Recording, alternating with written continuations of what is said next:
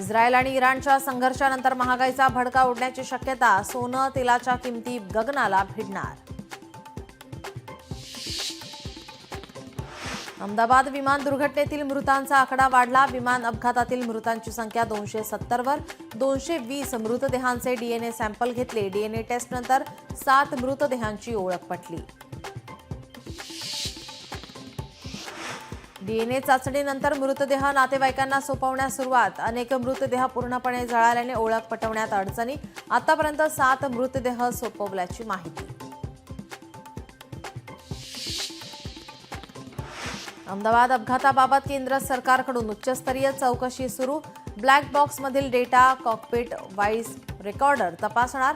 3 महिन्यात चौकशी समिती अहवाल सोपवणार. अहमदाबाद विमान दुर्घटनेनंतर डीजीसीएचा मोठा निर्णय. बोईंगच्या 787 विमानांच्या सुरक्षा तपासणीचे आदेश.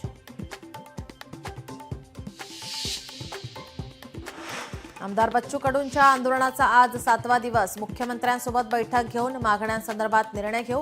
बैठकीनंतर बावनकुळेंचं आश्वासन. आज उपोषणाबाबत निर्णय घेणार.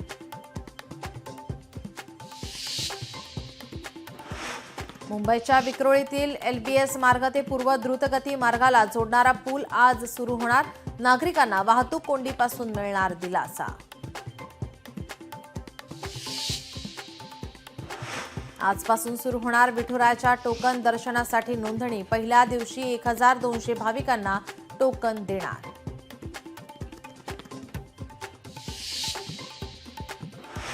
पंढरपूर कॉरिडॉरला प्रकल्प बाधितांचा विरोध. कॉरिडॉरसाठी आज मतदान होणार. दुपारी 3 वाजेपर्यंत चालणार मतदान प्रक्रिया.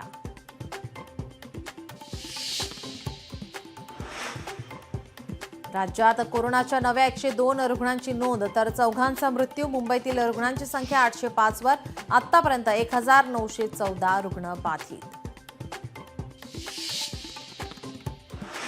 मुंबईसह राज्यभरात आज मुसळधार पावसाची शक्यता. रायगड, रत्नागिरीला पावसाचा रेड अलर्ट तर पुण्यात काही भागात दमदार पावसाची हजेरी. ऑरेंज अलर्ट जारी.